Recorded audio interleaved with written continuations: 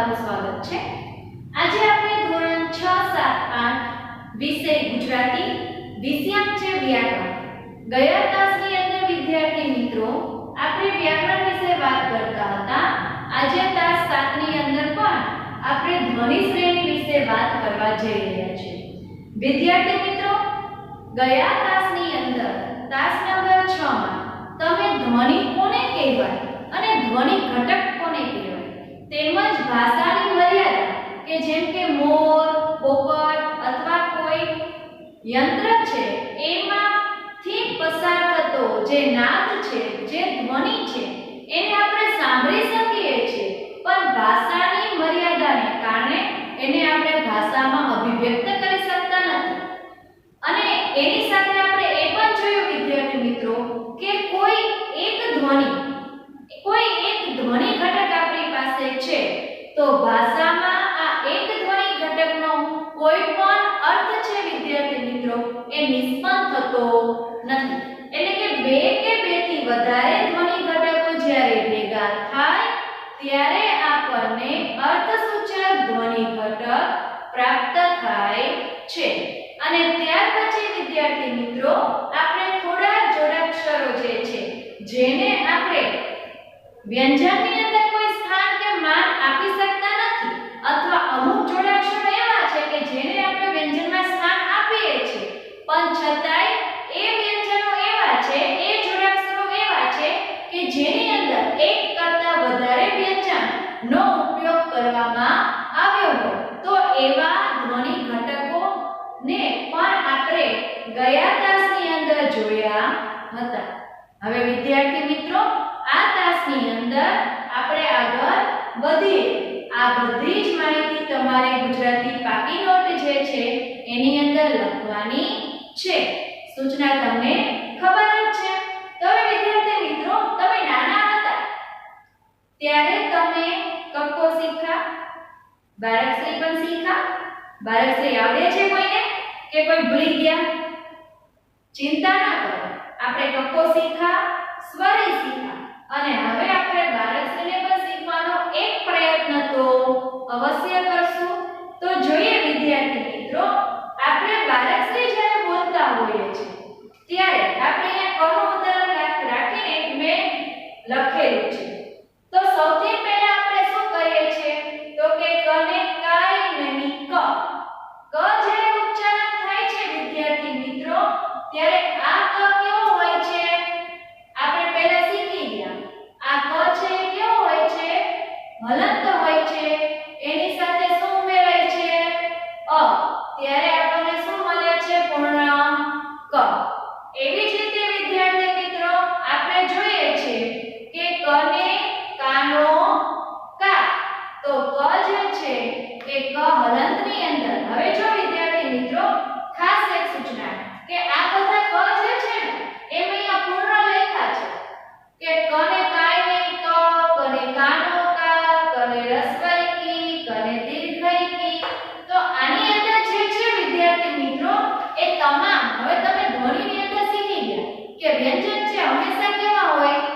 હલંત હોય, લંગડા હોય, ખોડા હોય। કેમ? તો કે એની અંદર સ્વરનું ઉમેરણ નથી। તો બારાક્ષરી છે વિદ્યાર્થી મિત્રો એ બારાક્ષરીની અંદર સ્વરનું ઉમેરણ થાય છે।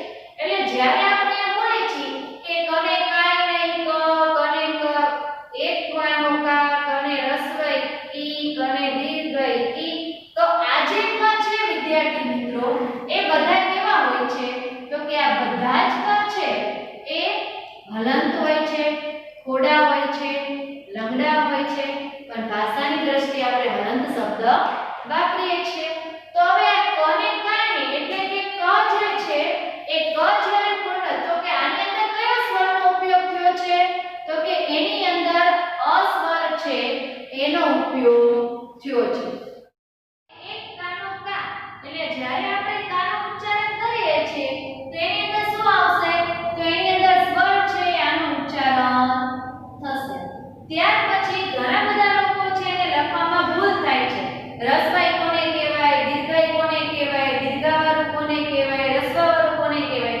તો ખાસ સૂચના વિદ્યાર્થી મિત્રો કે આના પછી તમને આગળ કે પાયામાં આ બધી બાબત છે શીખવા મળશે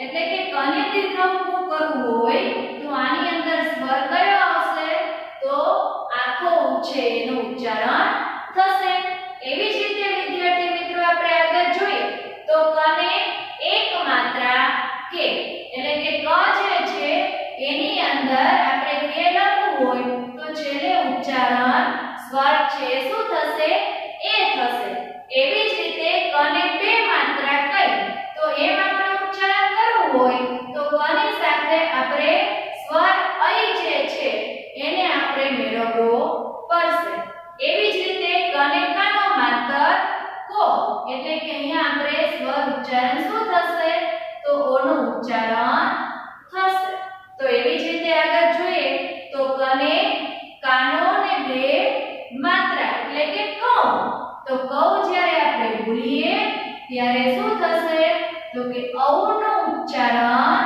થશે એવી જ રીતે કને માથે મીંડું કમ આપણે જ્યારે બોલીએ છીએ ત્યારે અની માથે અનુસ્વાર મીંડું એટલે શું કહેવાય ભાષામાં અનુસ્વાર કહેવાય ખાસ ધ્યાન રાખજો હવે આપણે મોટા થઈ ગયા હવે કને માથે મીંડું નહીં બોલવાનું હવે શું કરવાનું કને માથે અનુસ્વાર એટલે તો એવી જ રીતે કની પાછળ બે મીંડા એટલે કે જેમ આપણે કહમ એમ બોલીએ છીએ તો એમ અહીંયા શું આવશે એની અંદર શેનું ઉચ્ચારણ થાય છે તો અહમનું ઉચ્ચારણ થાય છે તો વિદ્યાર્થી મિત્રો તમને નવાઈ લાગી કે હવે આપણે અહીંયા ધ્વનિ શ્રેણી વિશે વાત કરવા જઈ રહ્યા છીએ પણ મેડમે તો બારક શ્રેણી વાત કરી આ તો અમને બાલમંદિરમાં લઈ ગયા પહેલા ધોરણમાં લઈ ગયા પણ હવે ધ્વનિ શ્રેણી જ્યારે આપણે અભ્યાસ કરીએ વિદ્યાર્થી મિત્રો ત્યારે આપણે આ બારક શ્રેણીને ધ્યાનમાં રાખવી ખૂબ જ જરૂરી છે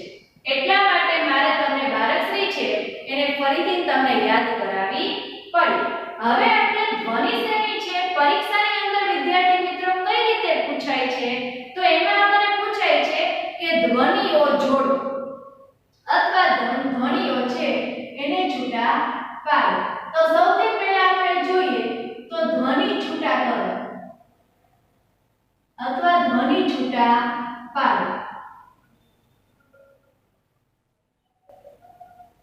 તો ધ્વનિ આપણે જ્યારે છૂટા પાડવા હોય તો સૌથી પહેલા વિદ્યાર્થી મિત્રો આપણે શરૂઆત કરીએ હવે જ્યારે ધ્વનિ છૂટા પાડો ને વિદ્યાર્થી મિત્રો ત્યારે આના આગળના તાસની અંદર મેં તમને ઓલા અમુક જોડાક્ષર લખાયા એ જોડાક્ષરો જે છે એને અને આ બારકશ્રી છે આ બેને આપણે ધ્યાનમાં રાખશું જોઈએ આપણે સૌથી પહેલા સાદો એવો શબ્દ લઈએ વિદ્યાર્થી મિત્રો રાધા તો હવે રાધા છે વિદ્યાર્થી મિત્રો એને આપણે ધ્વનિ શ્રેણી પ્રમાણે જો આપણે અલગ રીતે તારવવું હોય તો કઈ રીતે લખશું તો આપણે એને વ્યંજન અને સ્વરની ભાષામાં આપણે એને અલગ કરશું એને વિભાજન કરશું વર્ગીકૃત કરશું તો કઈ રીતે આવશે તો ર હલન એની સાથે આ સ્વર આવશે એની સાથે ધ હલન અને એની સાથે આનું ઉચ્ચારણ થશે તો પરીક્ષામાં તમને પૂછાય કે નીચે આપેલા શબ્દો છે એને ધ્વનિ છૂટા પાડો તો વિદ્યાર્થી મિત્રો તમને આવડે કે ધ્વનિ કેવી રીતે છૂટા પડાય ચાલો ત્યાર પછી બીજો શબ્દ આપણે જોઈએ ગૌ માતા હવે જો તમારે માનો કે કોઈ આવા અઘરા શબ્દ આવી જાય અને તમને છૂટા પાડતા ન આવડે તો મેં તમને ચાવી આપી દીધી કઈ ચાવી આપી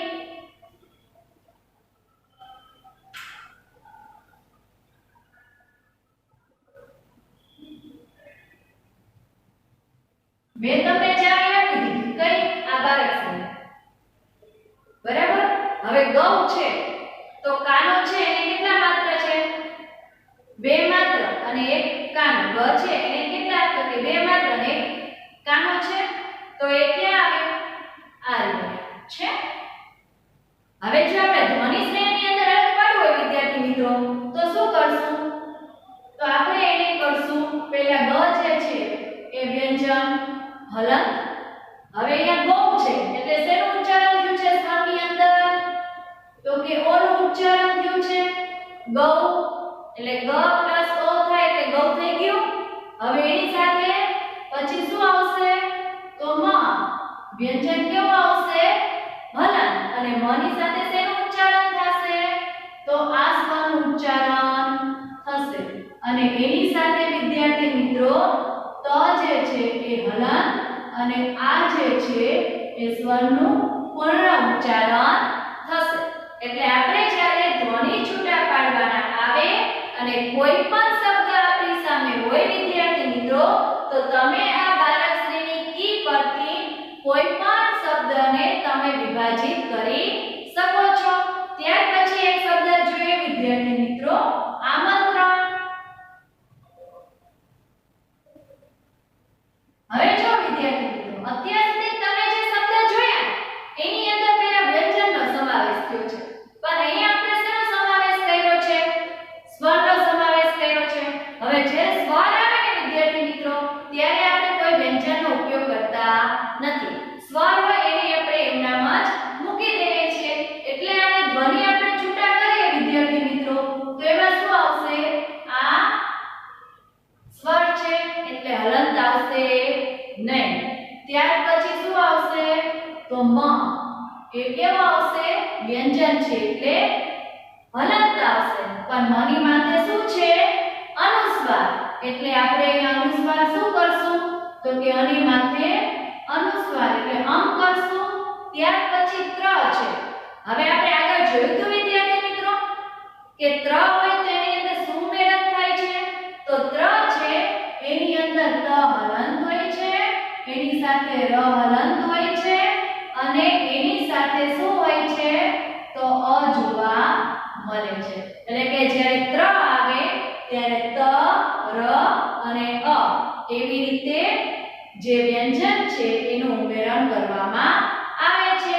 અને એવી જ રીતે હવે હન છે તો હન વ્યંજન છે એટલે હલંત આવશે અને એની સાથે અનું ઉચ્ચારણ સ્વર થશે. હવે ખ્યાલ આવ્યો વિદ્યાર્થી મિત્રો કે પેલું યાદ રાખો કે શા માટે મેં તમને લખાવ્યું હતું?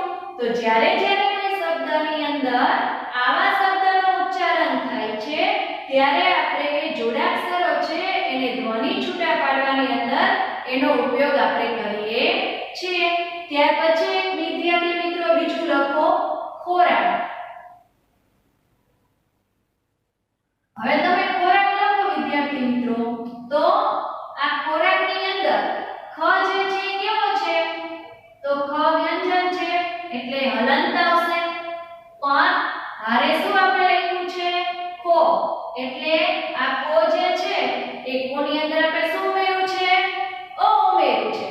એટલા માટે આને આપણે શું કરશું? તો કે એની અંદર ઓ નું ઉચ્ચારણ કરશું, પણ ઓ સ્વર છે એટલે હલંત આવશે નહીં. ત્યાર પછી વિદ્યાર્થી મિત્રો ર આપેલું છે એટલે ર વ્યંજન આવશે અને એની સાથે ઉચ્ચારણ સ્વરનું શું થશે? તો આ ઉચ્ચારણ થશે. અને છેલ્લે ક આપેલો છે એટલે ક જે છે એ ક હલંત અને એની સાથે અ સ્વર જે છે એનું ઉચ્ચારણ થશે.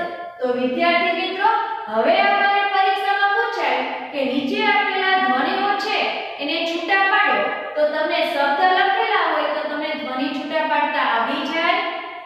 આવડી જાય ને? ચોક્કસ. તો હવે આપણે શું કરવાનું છે કે તમારે આજે તમે પાકીલોટ વ્યાકરણની અંદર લખો છો અહીંયા સુધી લખવાનું અને આ સિવાયના બીજા 5 શબ્દો જે છે એ 5 શબ્દો તમારે હોમવર્કની અંદર ધ્વનિ છૂટા પાડો.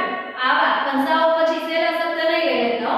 મેં આપેલા ઉદાહરણ ન આપજો. એ સિવાયના ઉદાહરણો કેટલા? 5 ધ્વનિ છૂટા પાડો એ તમારે લખવાના છે. ત્યાર પછી વિદ્યાર્થી મિત્રો આની અંદર જ આપણે જોઈએ કે ધ્વનિ જોડો. હવે દર વખતે પરીક્ષાની અંદર આપણને જે શબ્દ પૂછાય વિદ્યાર્થી મિત્રો એ ધ્વનિ છૂટા પાડવાના જ નથી પૂછાતા. ક્યારે ધ્વનિ જોડવાના પણ પૂછાય છે. જેમ કે વિદ્યાર્થી મિત્રો આપણે જોઈએ અહીંયા ક પ્લસ આ પ્લસ સ અને પ્લસ ઈ. હવે જો વિદ્યાર્થી મિત્રો અહીંયા આપણે મેં સ્વર અને વ્યંજન આ બે ધ્વનિ ઘટકો જે છે એ ઘટકોનો ઉપયોગ કરીને મેં શું કર્યું છે તો કે અહીંયા અમુક સ્વર અને વ્યંજન લખ્યા છે જો હવે ક અને આ એટલે કે આ બે ભેગા થાય તો શું બનશે આપણી પાસે તો આપણે જો વિદ્યાર્થી મિત્રો શબ્દ બનાવવાનો છે ધ્વનિ છૂટા પાડીને આપણી પાસે આપ્યા છે એને આપણે શું કરવાના છે શબ્દ બનાવવાનો ક ની બનતા આ થાય એટલે શું થશે કા ત્યાર પછી સ છે હવે સ ની અંદર વિદ્યાર્થી મિત્રો ઈ કયો છે પણ કેવો છે આખો ઈ છે એટલે માટે એના માટે શું થશે તો કે સ ને દીર્ઘ સી એટલે કે આ ધ્વનિ જ્યારે જોડીએ તો ત્યારે આપણને કાસી શબ્દ છે એ મળશે એવી જ રીતે વિદ્યાર્થી મિત્રો આપણે જોઈએ તો પ્લસ અ પ્લસ હણ પ્લસ અ પ્લસ ખ અને પ્લસ ઓ હવે જો વિદ્યાર્થી મિત્રો વ્યંજન છે એટલે શું કરવું પડશે મારે તો કે વ્યંજન છે બધા આપણે હલન કરવા પડશે કેમ કે એની અંદર સ્વરનો ઉમેરો ન થાય ત્યાં સુધી પૂર્ણ વ્યંજન બનતું નથી તો અહીં આપણે શબ્દ જોઈએ વિદ્યાર્થી મિત્રો કઈ રીતે શબ્દનું ઉચ્ચારણ થાય છે તો કે ત અને એની સાથે અ આ બેનું ઉચ્ચારણ થાય વિદ્યાર્થી મિત્રો તો આપણને કયો શબ્દ મળે છે પૂર્ણ ત પછી આપણે જોઈએ તો કે હરણ જે છે એ હરણની અંદર અનું ઉચ્ચારણ થાય એટલે આપણને પૂર્ણ હરણ મળે છે અને એવી જ રીતે વિદ્યાર્થી મિત્રો ખ જે છે એ ખ ની અંદર ઓનું રૂપાંતર થાય છે એટલે આપણને કયો શબ્દ મળે છે તો ખો શબ્દ મળે છે તો આખો ધ્વનિ આપણે જે છે ધ્વનિ આપણે જોડી આ બધા ભેગા કરીએ વિદ્યાર્થી મિત્રો તો તણખો શબ્દ આપણને મળ્યો તો આવી જ રીતે વિદ્યાર્થી મિત્રો આપણે હજી એક ઉદાહરણ જોઈએ વ પ્લસ આ પ્લસ હણ પ્લસ ઈ પ્લસ ય અને પ્લસ ઓ તો વિદ્યાર્થી મિત્રો અહીંયા આપણે જોઈએ તો વ્યંજન છે બધા કેવા આવશે તો વ્યંજન બધા હલંત આવશે કેમ કે સ્વરનો ઉમેરણ નથી તો આ ધ્વનિ આપણી પાસે મૂક્યા છે તો આ ધ્વનિને આપણે જોડવાના છે ચાલો આપણે જોડવાનો પ્રયત્ન કરીએ હવે જો આ વ છે એ વ ની સાથે આનું ઉમેરણ થાય એટલે આપણને કયો શબ્દ મળશે કયો ઘટક મળશે તો આપણને વા શબ્દ મળશે એવી જ રીતે અહીંયા હરણ અને ઈ આ બે છે એ હરણ અને ઈ નું જ્યારે ઉચ્ચારણ થાય છે ત્યારે આપણને કયો શબ્દ મળે છે તો કે હણી અને એવી જ રીતે જ્યારે ય અને ઓ આ વ્યંજન અને સ્વર આ બેનું ઉમેરણ થાય વિદ્યાર્થી મિત્રો ત્યારે આપણને અહીંયા કયો શબ્દ મળશે કયો ઘટક મળશે તો યો આપણને મળે છે એટલે કે